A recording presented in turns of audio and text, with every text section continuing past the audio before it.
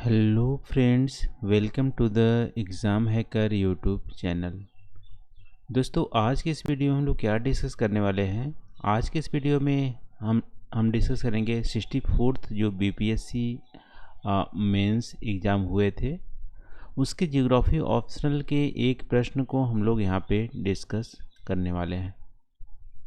तो देख लेते हैं आज का क्वेश्चन क्या है। यहाँ पे discuss the major ecological problems in India and examine the efficacy of the measures taken for their solution। Bharat के मुख्य पारिस्थितिक समस्याओं की चर्चा कीजिए तथा उनके उपाय योजनाओं की प्रभावशीलता का परीक्षण कीजिए। ठीक है, ये हमारा 2019 में पूछा गया था। इस क्वेश्चन के दो पार्ट हैं। फर्स्ट पार्ट में आपको बताने हैं यहाँ पे कि भारत में जो इकोलॉजिकल जो प्रॉब्लम्स हैं वो कौन कौन से हैं, ये आपको बताने हैं। और जो प्रॉब्लम्स तो हैं लेकिन उसको सॉल्यूशन के लिए गवर्नमेंट या एनजीओज या पब्लिक ने क्या स्टेप्स लिए हैं और जो भी स्टेप्स लिए गए हैं उनकी प्रभावशीलता क्या है। ठीक है, उसकी इफिकेसी क्या है, कितनी हद तक उस प्रॉब्लम को सॉल्व करने के लिए वो हेल्पफुल है और आगे क्या करनी चाहिए। ठीक है, तो ये हमारा क्वेश्चन है। तो क्वेश्चन को या तो आप दो तरीके से यहाँ पे आप आंसर राइटिंग कर सकते हो। सबसे पहले आप बता सकते हो कि मेजर इकोलॉजिकल प्रॉब्लम्स क्या हैं, फिर आप बताओगे उसके सोल्यूशन के लिए क्या क्या स्टेप्स उठाए गए हैं और कितना हद तक वो सही है। या तो दूसरा सबसे अच्छा तरीका है यहाँ पे कि मेजर इकोलॉजिकल जो प्रॉब्लम्स हैं उसको आप लिस्ट आउट करते जाओ और साथ में उसके सोल्यूशन के लिए क्या स्टेप लिए गए हैं उसको भी आप करोगे और बताओगे कितनी प्रभावशीलता है। ठीक है, तो जैसे कि एक हमारे इकोलॉजिकल प्रॉब्लम को आप यहाँ पे लिखे, उसका सोल्यूशंस क्या हैं, उसकी क्या प्रभावशीलता है, फिर दूसरा इकोलॉजिकल प्रॉब्लम क्या है। इस टाइप से आप यहाँ पे आंसर राइटिंग कर सकते हो। ठीक है, तो चलो दोस्तों आज का वीडियो स्टार्ट करते हैं। और जैसा कि हर एक जो आंसर में 3 पार्ट होते हैं, इंट्रोडक्शन, बॉडी और कंक्लूजन। तो इंट्रोडक्शन में यहाँ पे इकोलॉजिकल जो प्रॉब्लम्स हैं उसके रीजन्स को आप यहाँ पे या इकोलॉजिकल प्रॉब्लम्स क्या हैं थोड़ा सा यहाँ पे ब्रीफ कर सकते हो इंडिया की स्पेसिफिक।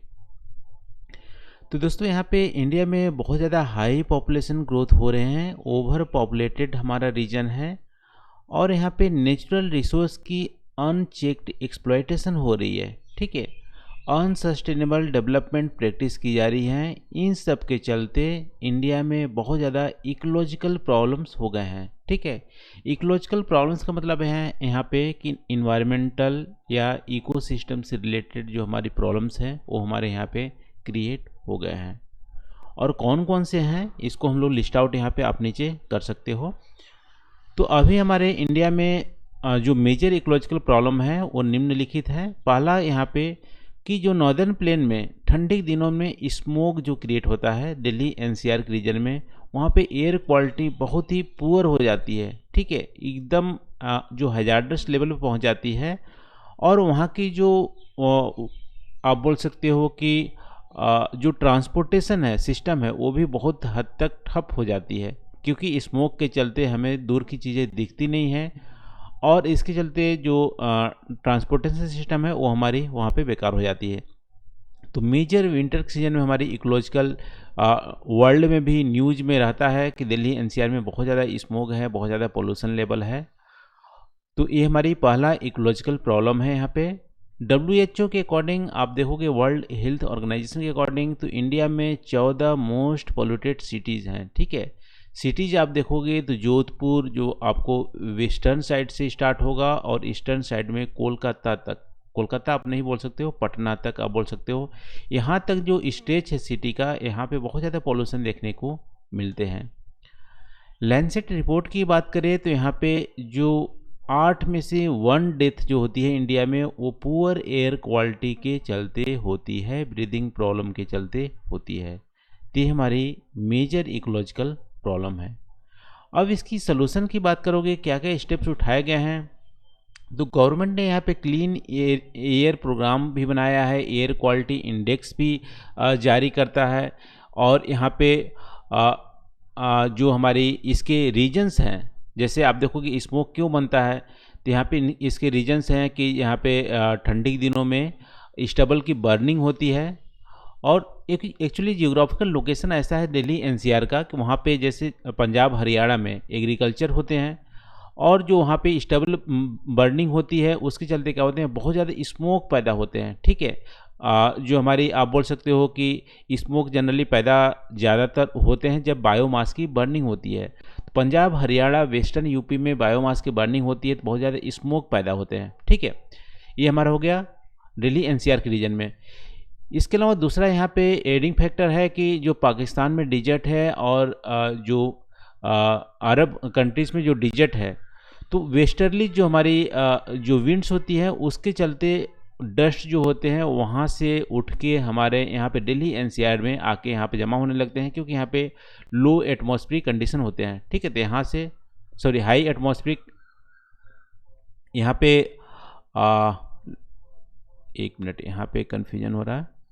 ठीक है, तो दिल्ली एनसीआर के रीजन में ठंडी के दिनों में यहाँ पे क्या होती है, लो एटमॉस्फेरिक कंडीशन क्रिएट हो जाते हैं एज कम्पेयर टू मेडिटेरियन सी से। ठीक है, तो यहाँ पे लो से हाई से लो की ओर जो विंड्स बहती है, तो मेडिटेरियन ओर से जो जेट स्ट्रीम बहती है वहाँ से डस्ट को अपने साथ लाती है, और यहाँ पे जो लो एटमॉस्फेरिक कंडीशन दिल्ली एनसीआर में जो क्रिएट कंपेरेटिवली, ठीक है, मेडिटेरियन सी से, तो यहाँ पे डस्ट जो आती है और यहाँ से स्मोक लोकली मिल जाते हैं। डस्ट और स्मोक और ठंडी भी होती है, उसके चलते यहाँ पे जो डस्ट का कॉन्सेंट्रेशन ज़्यादा हो जाता है, स्मोक से मिलकर वहाँ पे स्मोक बनाते हैं। ठीक है, तो यहाँ पे जो मेन रॉ मटेरियल ये मिल रहे हैं इकोलॉजिकल प्रॉब्लम के लिए, वो हमारे इंडिया से आप बोल सकते हो कि जो बायोमास की बर्निंग है, तो पंजाब हरियाणा में बायोमास के बर्निंग को रोकने के लिए वहाँ पे अल्टरनेटिव्स वहाँ पे प्रोवाइड किए जा रहे हैं। ठीक है, एज ए रिसोर्स उसको अदर वे में कन्वर्ट किया जा रहा है, ये सब स्टेप उठाए जा रहे हैं, लेकिन अभी भी हमारी प्रॉब्लम की जैसे कि तैसी है। यहाँ तक कि हर साल प्रॉब्लम हमारी इंटेंसिफाई होते जाते हैं, तो इसमें सोल्यूशन अभी उतना प्रभावी नहीं है। इसमें सोल्यूशन इंडिविजुअल लेवल पे उठाने की ज़रूरत है। ठीक है, तो ये हमारी पहला इकोलॉजिकल प्रॉब्लम हो गया। दूसरा कि यहाँ पे कि इंडिया में देखोगे वाटर पोल्यूशन की लेवल बहुत ही ज़्यादा बढ़ गई है, वाटर स्कैर्सिटी भी है, वाटर की कमी भी है, ग्राउंड वाटर पूरे इंडिया में लोअरिंग हो रही है। ठीक है, ग्राउंड वाटर टेबल घट रही है। खासकर आप देखोगे तो जो गुजरात, राजस्थान, और राजस्थान में तो अभी फ़िलहाल ग्राउंड वाटर को उतना यूज नहीं हो रहा है। आप बिहार में देखोगे तो बहुत ज़्यादा ग्राउंड वाटर टेबल घट रही है, और तमिलनाडु में या अदर जो महाराष्ट्र हैं, मध्य प्रदेश है, यहाँ पे ग्राउंड वाटर की जो टेबल है बहुत ज़्यादा घट रही है। और बेंगलुरु और चेन्नई में बात करोगे तो ऐसा बताया जाता है कि 2022 तक ग्राउंड वाटर वहाँ पे ख़त्म ही हो जाएंगे। तो ये सब हमारी अलार्मिंग कंडीशन है, इकोलॉजिकल प्रॉब्लम है। वाटर पोल्यूशन बहुत हद तक बहुत ही ज़्यादा है, क्योंकि पहले आप देखोगे 20-25 साल पहले सरफेस वाटर बहुत ही ज़्यादा फ्रेश हुआ करता था, जिसको यूज कर सकते थे, लेकिन अभी फ़िलहाल ऐसी कंडीशन हो गई है कि सरफेस वाटर को डायरेक्टली आप पीने के लिए यूज नहीं कर सकते। इसके चलते वाटर स्कैर्सिटी पैदा हो गई है। तो गवर्नमेंट यहाँ पे ग्राउंड वाटर को रिचार्ज करने के लिए जल शक्ति मिनिस्टर या अदर वाटर को मैनेज करने जल शक्ति मिनिस्टर बनाया हुआ है, लेकिन अभी भी प्रॉब्लम हमारी बरकरार है। एनजीटी भी यहाँ पे जो पॉल्यूटेड जो इंडस्ट्रीज है उसको बैन करती है, फाइन लगाती है, लेकिन अभी भी हमारी वाटर की जो प्रॉब्लम है वो हमारी सॉर्ट आउट नहीं हुई है। काफ़ी हद तक बहुत कुछ करने की ज़रूरत है। तो हमारी वाटर से रिलेटेड जो हमारी इकोलॉजिकल प्रॉब्लम थे वो हमारी इंडिया में है। फिर देखोगे वेस्ट डिस्पोजल की बात करें तो ये भी हमारी एक इकोलॉजिकल प्रॉब्लम है। वैसे तो इंडिया पर जो हमारी इंडिविजुअल वेस्ट की जनरेशन है लो वेस्ट है, ठीक है, या आप बोल सकते हो बहुत ही कम है as compare to developed country. फिर भी यहाँ पे ई वेस्ट की बात करोगे तो India 5th largest e waste generator है वर्ल्ड का, और टोटल वेस्ट भी इंडिया ज़्यादा जनरेट करता है, बट इंडिविजुअल लेवल पे आप देखोगे कम जनरेट करता है। फिर भी यहाँ पे इतनी कम इंडिविजुअल लेवल पे वेस्ट जनरेट होने के कारण बाद भी यहाँ पे सभी जगह वेस्ट देखने को मिलते हैं, वेस्ट डिस्पोजल अच्छे से नहीं हो रही है। जो लैंडफिल हैं वो भरे पड़े हैं या उसको जो कब बहुत पहले ही क्लोज कर देना चाहिए वो भी नहीं हो रही है। तो यहाँ पे मॉनिटरिंग इम्प्लीमेंटेशन लेवल पे वेस्ट का प्रॉब्लम यहाँ पे हो रहा है। ई वेस्ट के लिए कोई भी प्रॉपर मॉनिटरिंग मैकेनिज्म नहीं है इंडिया में कि ई वेस्ट कैसे मैनेज हो रहा है, कितनी ई वेस्ट जनरेट हो रहा है, कहाँ कहाँ पे डिस्पोजल हो रहा है, ये सारे यहाँ पे प्रॉब्लम्स हैं इम्प्लीमेंटेशन लेवल पे। ठीक है, रूल्स की यहाँ पे कमी नहीं है, इम्प्लीमेंटेशन लेवल पे यहाँ पे मॉनिटरिंग लेवल पे कमी है। और इसके चलते वेस्ट को डिस्पोजल प्रॉपर नहीं होने के चलते हमारी यदि ये वाटर में चली जाती है तो वाटर पोल्यूशन कर देती है, सॉइल में जाती है सॉइल पोल्यूशन करती है, यदि वेस्ट को आप जलाते हो तो एयर पोल्यूशन करती है। तो वेस्ट का डिस्पोजल में यहाँ पे इंडिया में बहुत ज़्यादा अभी भी फिलहाल प्रॉब्लम्स हैं। सॉल्यूशन के लिए यहाँ पे आप बोल सकते हो प्रॉपर मॉनिटरिंग मैकेनिज्म होनी चाहिए, माइक्रो और मैक्रो लेवल पे भी। ठीक है, छोटे और बड़े लेवल पे भी प्रॉपर मॉनिटरिंग मैकेनिज्म होंगी। पहले मॉनिटरिंग करेंगे तभी तो हम उसको अच्छे से इम्प्लीमेंट कर पाएंगे। हमारे पास डेटा ही प्रॉपर नहीं है तो कैसे उससे हम उसको प्रॉब्लम को सॉर्ट आउट करेंगे। इस लेवल पे हमें काम करने की ज़रूरत है प्रॉपर वेस्ट डिस्पोजल में। अब सॉइल डिग्रेडेशन, सॉइल हमारी जो क्वालिटी ऑफ सॉइल है वो हमारी डिग्रेड कर रही है। डिग्रेड का मतलब है कि मान लो जो हमारी सॉइल की क्वालिटी थी उससे हम 10 kg हम अनाज को उगाते थे, अभी हमारी सॉइल की क्वालिटी बहुत ही कम हो गई है, उसी इनपुट से हम सिर्फ 8 kg या 5 kg हम यहाँ पे अनाज उगा सकते हैं। तो सॉइल की क्वालिटी हमारी बहुत ज़्यादा डिग्रेड हो रही है, इसके चलते हमारी प्रोडक्टिविटी की हमारी कमी आ रही है और इनपुट कॉस्ट हमारे बढ़ जा रहे हैं। तो सॉइल ऐसे ही डिग्रेड होता रहा तो फूड हमारी स्कैर्सिटी हमारी पैदा हो जाएगी। ये हमारी मेजर इकोलॉजिकल प्रॉब्लम हमारी है सॉइल डिग्रेडेशन। डिफॉरेस्टेशन, हमारे यहाँ पे पॉपुलेशन बहुत ज़्यादा ग्रो कर रही है, जो कि हमारी फॉरेस्ट लॉ के अकॉर्डिंग यहाँ पे 33% हमारी फॉरेस्ट कवर होनी चाहिए, लेकिन अभी प्रेजेंटली 22% के अप्रॉक्स हमारी फॉरेस्ट कवर है। तो हमारी डिफॉरेस्टेशन चलते हमारी बायोडाइवर्सिटी के लॉस हो रहे हैं और इकोलॉजिकल बैलेंस हमारे क्रिएट हो रहे हैं, क्योंकि फॉरेस्टेशन जितनी ज़्यादा फॉरेस्ट होंगी हमारी वेस्ट की जो एसिमिलेशन की कैपेसिटी है वो सॉइल में ज़्यादा हो जाती है यदि फॉरेस्ट कवर ज़्यादा हो तो ये हमारी सारी प्रॉब्लम है इकोलॉजिकल प्रॉब्लम।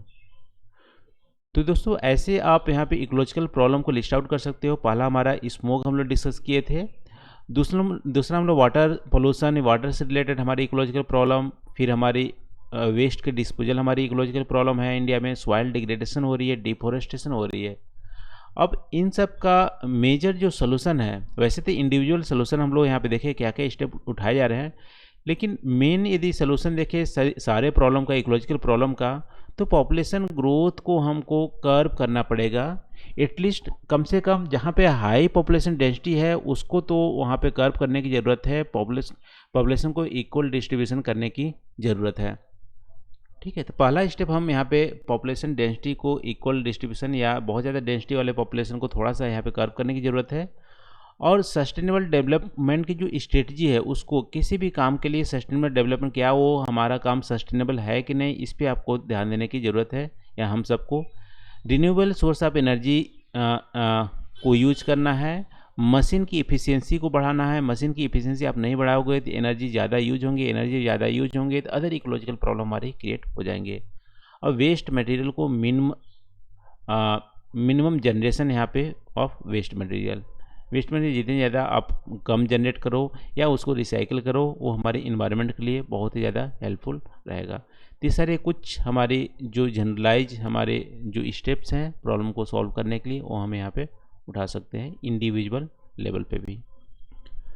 तो ये रहा दोस्तों हमारा आज का प्रश्न का आंसर। आई होप यहाँ पे वीडियो आपको पसंद आई होंगी। यदि इस टॉपिक से रिलेटेड आप अपने थॉट को शेयर करना चाहते हैं तो आप प्लीज़ कमेंट करके अपने थॉट को शेयर कीजिए। इसमें आंसर में आप क्या लिख सकते थे, कुछ एडिशनल पॉइंट या कुछ यहाँ पे आपको गलत लग रहे हो कि कुछ पॉइंट हमने गलत डिस्कस किए हैं, उसको भी आप प्लीज़ कमेंट करके आप सबको बताइए। ठीक है, तो आज के लिए बस इतना ही। Thank you for watching. मिलते हैं अगले वीडियो में नए टॉपिक के साथ। Thank you.